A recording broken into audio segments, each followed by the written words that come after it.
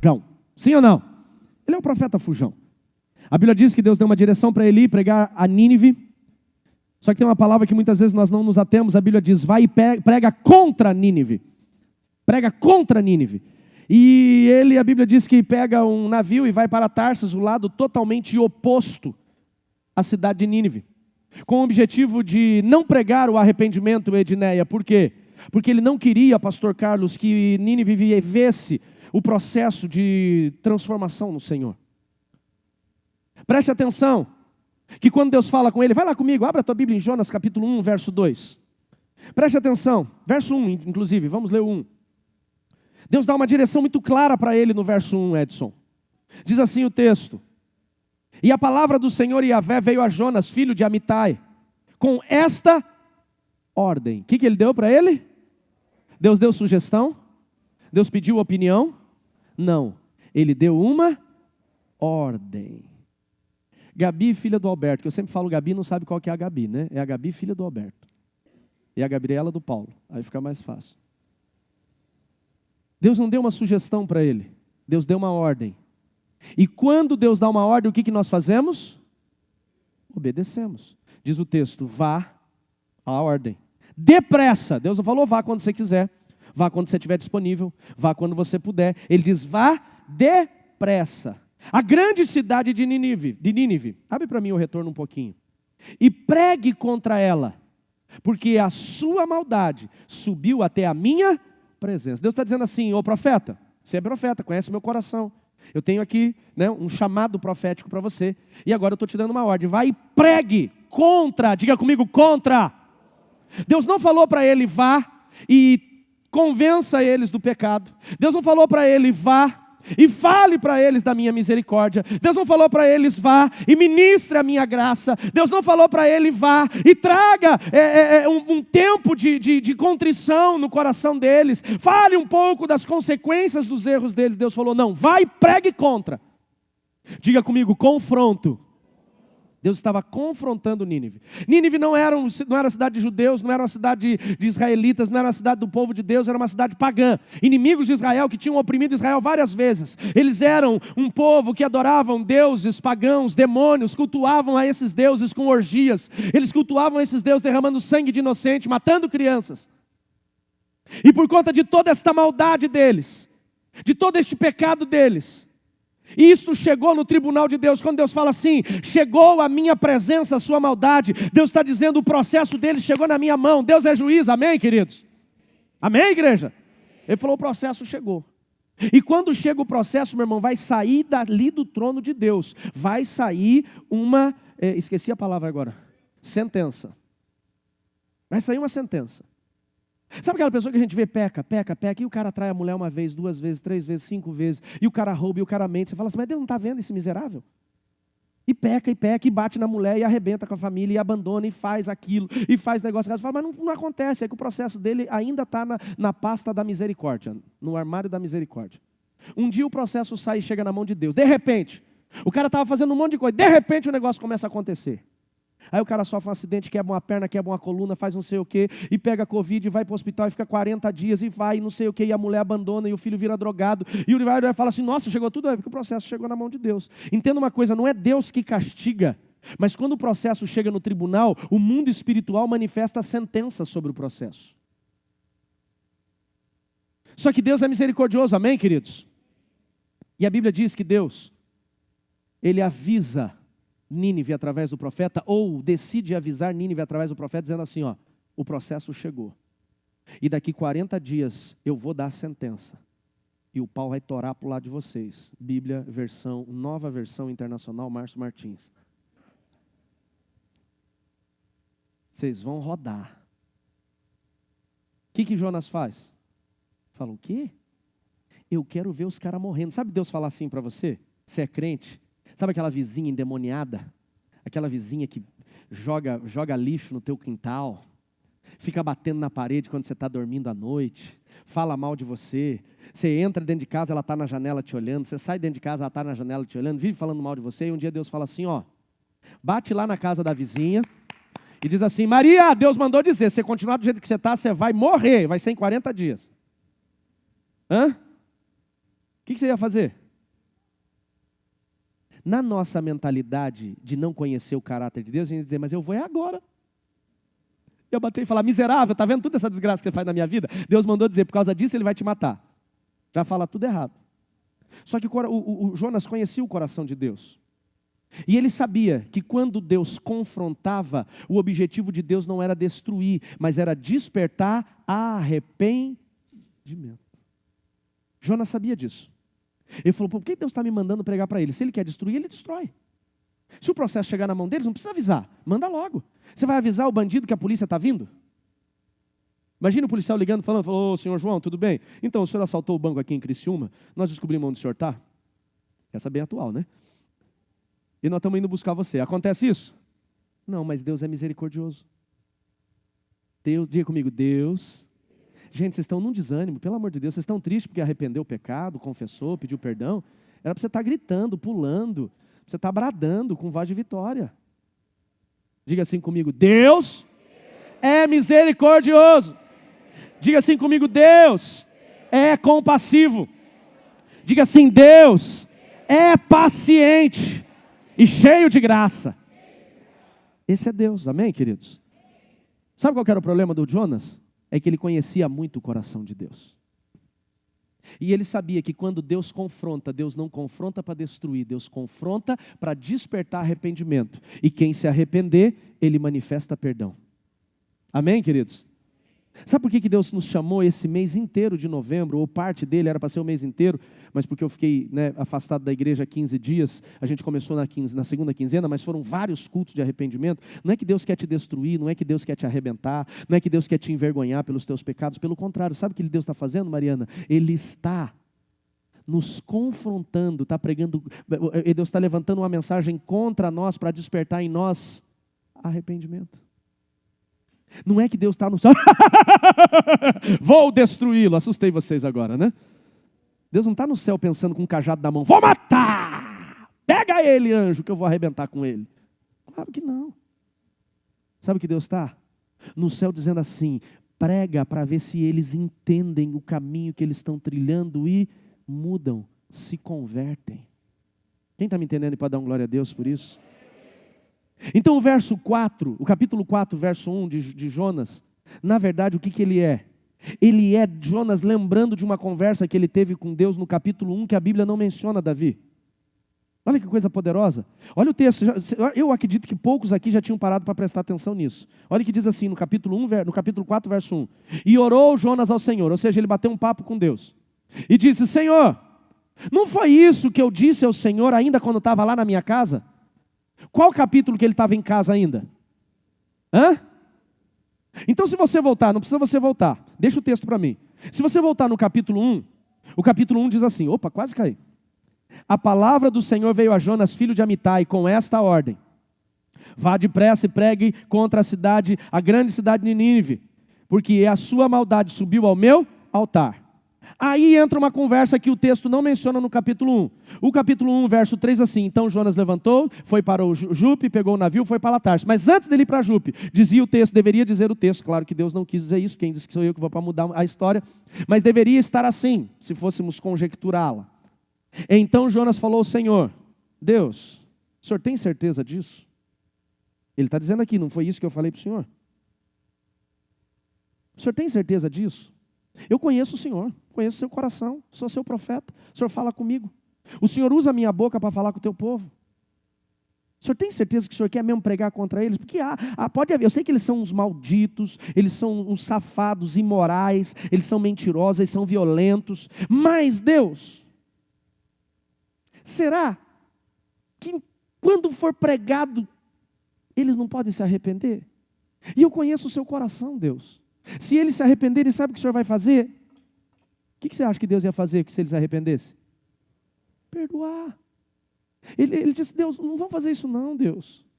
Isso não, se o Senhor pregar para esse povo, eles vão arrepender. Pode ser que mesmo debaixo de todo esse pecado, essa desgraceira que eles vivem, pode ser que eles se arrependam. E se eles se arrependerem, eu conheço o seu coração, sei que o Senhor é bom, o Senhor é compassivo, o Senhor é bondoso, o Senhor é misericordioso. E o Senhor que o Senhor vai se arrepender do mal, e daí eu não vou ver eles sendo destruídos. Eu quero ver Nínive queimar. Quero ver eles gritando, socorro, para eles pagarem o que eles fizeram com a gente. Essa conversa não está no capítulo 1. Mas o capítulo 4 deixa bem claro. Ele diz assim, eu disse isso para o Senhor quando estava lá em casa. E foi por isso. Eu estou explicando para o Senhor agora. Por que eu fugi para Tarsis. Que o Senhor é misericordioso, mas eu não sou. Olha o poder de um arrependimento. Vocês estão entendendo para onde Deus está nos levando? Quando Deus está nos confrontando, amados, nós não podemos trazer o nosso coração, orgulho, soberba, altivez, resistência. Essa semana, quinta-feira, eu levantei 7h30 da manhã. E quando eu levantei 7h30 da manhã, fui fazer meu devocional. E foi pauleira. Deus pegou no canto e agarrei um ódio. Fiquei bravo. Falei, já assim cedo? Não dá para esperar pelo menos chegar depois do almoço, eu almoçar? Já assim na pancada. Mas Deus moeu, e na primeira palavra, leitura, aquilo me confrontou, um negócio que, Deus está errado, eu tenho uma justificativa, eu estou fugindo para Tarsis, eu não quero. E eu li de novo o texto, e eu falei, não é outra coisa, o pecado confrontado é esse mesmo aqui. E eu fui fazer meus pontos de meditação, e quando eu comecei a fazer os meus pontos de meditação, ou seja, eu parei de resistir, e eu comecei a me jogar diante do Senhor. O meu coração começou a se render. Eu quebrantei. A pastora Nelise saiu. E eu dobrei meu joelho. Coloquei minha cara no pó e falei, Deus, eu sei. Eu reconheço, eu estou resistindo, mas eu reconheço. Amados, quando eu coloquei meu coração diante do Senhor, eu fui invadido de uma misericórdia, de uma graça tão grande. E no meu espírito o Senhor dizia, pode se levantar. Pode se levantar e vai. Vai que os teus pecados estão perdoados. Não fica pensando qual pecado é não, tá? Pensa no teu, não no meu. O meu lhe doeu. Não fica pensando, nossa, o que o pastor pecou?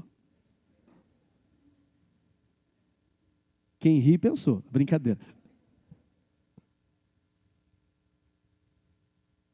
Quando nós passamos pelo processo do confronto, não é para sermos destruídos, Magno.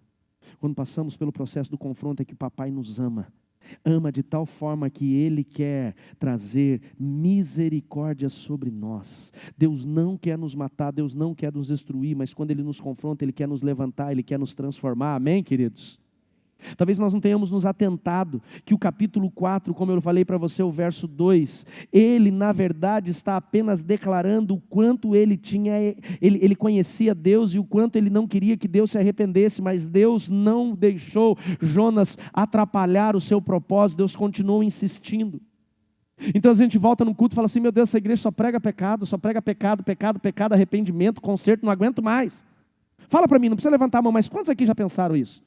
Eu vou mudar de igreja, é só confronto, pecado. Se o pastor só pregar sobre pecado, deve estar ele em pecado, por isso que ele fala de pecado o tempo todo. Sabe por que Deus tem falado isso? Porque Deus nos ama. Diga assim, Deus me confronta, porque Ele me ama. Ele me ama, amém, queridos? Se o pai só entrega presente, só presente, não confronta, não disciplina, esse pai não ama. Esse pai está evitando o trabalho. Igreja de prosperidade está pregando um Deus que só dá presente, porque é mais fácil você ficar ofertando e esperando a bênção da prosperidade do que você se posicionar e mudar. O princípio ativo do amor de Deus, amados, não é o presente. Olha para mim, o princípio ativo do amor de Deus não é a prosperidade. Olha para mim, o princípio ativo do amor de Deus não é o favor. O princípio ativo do amor de Deus é a disciplina. Deus corrige o filho que Ele... Esse é o princípio primeiro. Quanto mais você for confrontado por Deus, quanto mais Deus falar dos seus pecados, quanto mais Deus insistir em você mudar, mais Ele está revelando o amor dEle por você. Porque Ele não quer que você seja destruído. Agora o ímpio, por que Deus não confronta? Porque não é filho. Ele confronta os filhos. Por isso Deus falou para Jonas, vai e prega contra a cidade de Nínive. Vai e confronta a cidade de Nínive. Vai e fala contra os pecados deles. Porque o objetivo de Deus não era destruí-los, era restaurá-los. O objetivo de Deus não é destruir você, é restaurar você. Amém, queridos? Por que Deus está fazendo isso em dezembro? Porque Deus não quer que você entre em 2021 com a mesma carga de pecados de 2020, 2019, 2018, 2017. Márcia, por que nós estamos vivendo toda essa fase de Covid, de toda essa catástrofe mundial? Não é para te afastar da igreja, é para trazer para a igreja. Só que o Covid não veio para nos afastar de Deus. O Covid é uma pregação contra os nossos pecados. Mas o que o povo fez? Resistiu e fugiu da igreja. O cara vai para o mercado, vai para o shopping, vai para não sei o quê, mas para a igreja contamina. Não, a igreja contamina. Eu só vou para a igreja quando tiver vacina. E se a vacina não vier, vai para o inferno por causa da vacina, então? Não, desculpa a minha sinceridade. Segurança tem que ter? Claro que tem que ter. Espaçamento tem que ter? Claro que tem que ter. Ah, pastor, mas eu não preciso ir para a igreja para fazer meu culto. Larga a mão desse cara de pau. Quando que na sua casa você ficou 40 minutos confessando o pecado, arrependendo e pedindo perdão? Só quando a mulher te mandou embora de casa. Aí você fica 1 hora. Ao contrário, não. É verdade ou não é? Amados, o que estamos enfrentando hoje não tem um objetivo de nos destruir, tem um objetivo de nos confrontar, para a gente se humilhar. Se o meu povo, que se chama pelo meu nome, se humilhar, buscar a minha face, confessar os seus pecados, né? Se arrepender dos seus pecados, então eu virei dos céus e sararei a sua. Sarar a terra não vai acontecer quando você foge de Deus, mas quando você confessa, se humilha diante do Senhor. Sabe por que Deus está fazendo isso com a gente aqui? Deus está fazendo isso porque Deus quer selar esse ano 2020 do jeito que estava aqui e começar um ano novo em 2021. Dá uma glória a Deus por isso. O processo do arrependimento tem o objetivo de nos trazer para a transformação da nossa vida. O problema é que Jonas, ele estava com o coração dele tão contaminado, estava com o coração dele tão duro, tão de pedra, que ele não queria que aquele povo se arrependesse. Ele não queria. Ele não queria. E o que é o arrependimento? O arrependimento é quando você deixa o pecado e não quando você tem só convicção do pecado. Vamos imaginar um menino gordinho. Menino gordinho chega na confeitaria, diabetes. Não sei porque eu coloquei o menino, podia ser um homem gordinho, né? Mas vamos pegar o menino. O menino, Samuca, não o gordinho. O Samuca levantou e vai embora. Ela, não, senta, Samuel, volta, calma. O menino gordinho, diabético. O menino gordinho com glicemia alta, né, por causa da diabetes, com esteatose, gordura no fígado. Entra na confeitaria. E quando ele chega na confeitaria, ele vê aquela torta de Nutella com leite condensado. Ele aperta a mão da mãe e fala, mãe. E todo gordinho gosta de doce. É verdade ou não é? Gordinho gosta de doce. Ele aperta e fala, mãe, só um pedacinho. Ela diz assim, não, filho, você não. Não, mãe, só um pedacinho. Ela diz, não, filho, você não pode. E ele fica insistindo, mas só um pedacinho. Filho, se você comer essa torta, você pode morrer. Teu nível de glicemia está altíssimo.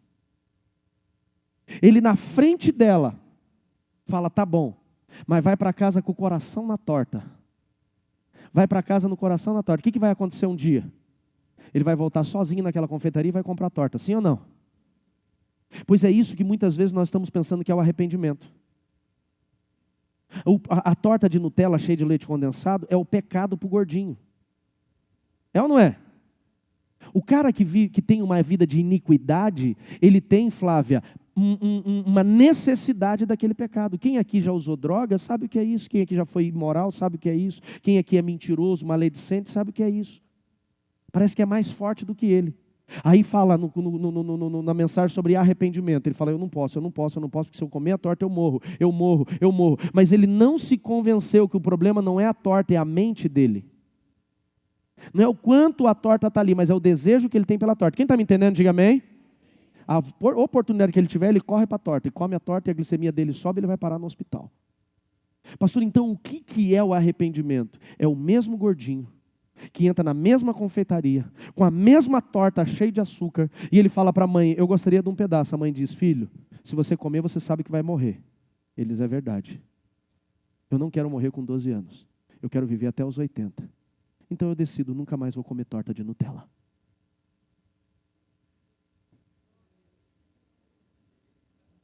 Agora eu pergunto, qual gordinho você é?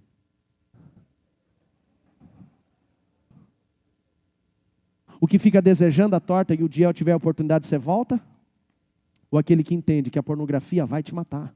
A mentira vai te matar. Roubar a tua empresa vai te matar. A tua falta de controle, de domínio, a tua ira vai te matar. Um dia vai te matar e você tem que se posicionar. Arrependimento não é ter convicção do pecado. Arrependimento é ter uma mudança de mentalidade ao nível de dizer: nunca mais eu vou viver essa desgraça na minha vida. Você pode glorificar isso? A Deus por isso?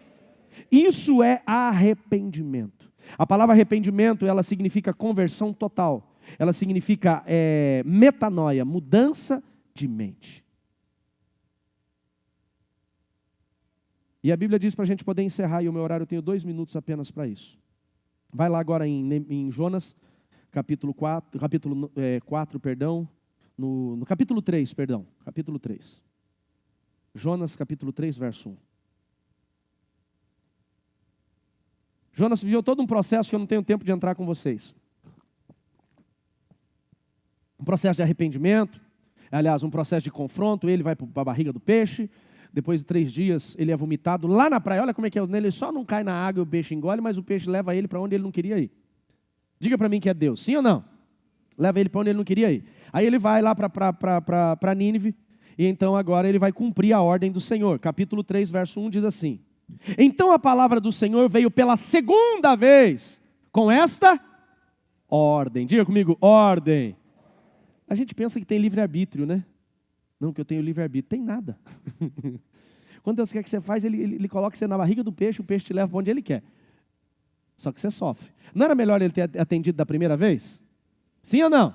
Mas ele não quis, foi para a segunda. Voltamos aqui. E agora Jonas obedeceu a palavra do Senhor e foi para Nínive. Era uma cidade muito grande, demorava-se 3 dias para percorrê-la. Mas Jonas entrou na cidade e percorreu durante 1 dia. Jonas estava tão arrependido, que ele tinha tanta vontade de pregar, que o que era para ele fazer em 3, ele fez em 1. Foi isso? Não. Não, Jonas estava com tanto ódio que ele estava de ter que pregar para aquele povo, que ele falou: eu vou adiantar o serviço. Fez pela metade. Mas não importa, meu irmão, entenda uma coisa, não estava importando ali o coração de Jonas, mas o quanto Deus queria trazer misericórdia para aquele povo. Amém, queridos? Voltamos ao texto. E Jonas entrou na cidade e percorreu durante 1 dia, proclamando: daqui 40 dias, Nínive será destruída. Quando as notícias chegaram, o confronto chegou ao rei de Nínive. Ele se levantou do trono, tirou o manto real, vestiu-se de panos de saco. Ele tirou a camisa da Dudalina, Davi. O Davi veio bonitinho. Eu fiz o pastor Anderson, o pastor Dodô e o pastor Leandro trocar de camisa. Eu falei: não, essa camisa está muito bonita. Eu falei: vamos lá trocar de camisa, deixa eu ver você. Não, você está esculhambadinho. Eu falei: vestir de saco, meu irmão. Os caras querem vestir um saco da Lacoste? O Will veio de Tommy Hilfiger. Eu não posso falar nada. Ela tem que ser velha, não tem que ser marca. Boa, Will, desculpa aí, foi mal. A tua é velha também, mas você está bonitinho. O Davi está bonitinho ou não está? Está bonitinho, está bonitinho. Eu estou esculhambado, estou ou não estou? Estou esculhambadinho. O rei de Nínive, um rei pagão.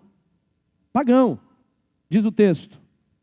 O rei de Nínive levantou do trono, tirou o manto, vestiu-se de pano de saco, sentou sobre a cinza, se humilhou, se prostrou. Então fez uma proclamação em Nínive, por decreto, do rei e de todos os seus nobres: não é permitido nenhum homem ou animal, bois, ovelhas, provar coisa alguma, não comam e não bebam. Ele jejuou, matar a carne.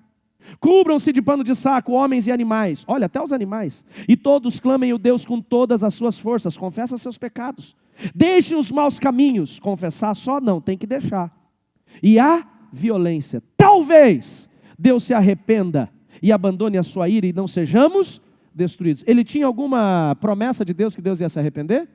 Jonas falou: gente, se vocês se arrepender, Deus vai ser misericordioso. Deus falou: ele vai destruir vocês. 40 dias está vindo fogo, igual o Sodoma. Vai queimar todo mundo, e eu vou ver. E sabe o que Jonas fez? Terminou de pregar, Rony, sabe o que ele fez? Subiu para o monte. Ele subiu para o monte, sentou no monte, copinho de chá gelado, ele ficou só esperando o fogo vir. A Bíblia diz que quando não veio, ele ficou deprimido. Já leu o texto? Ele ficou deprimido, porque ele estava esperando o juízo. Pensa num profeta de coração ruim. Ele queria ver o povo morrer. Volta no texto, verso 10. E Deus viu o que eles fizeram, e como eles abandonaram os seus maus caminhos. Olha para mim. Não é a roupa que você veio vestido hoje que vai mudar o processo. Não é o jejum que você está fazendo hoje que vai mudar o processo. Não é o cílio que você tirou, a escova que você deixou de fazer, a maquiagem que você deixou de usar, que vai mudar o processo. Mas é o quanto você vai abandonar o pecado depois dessa atitude. Deus viu o que eles fizeram, sim ou não? Mas o que Deus viu mais? Arrependimento. Deus viu que eles abandonaram os seus maus caminhos. E o que Deus gerou na vida deles? Arrependimento. Fique de pé.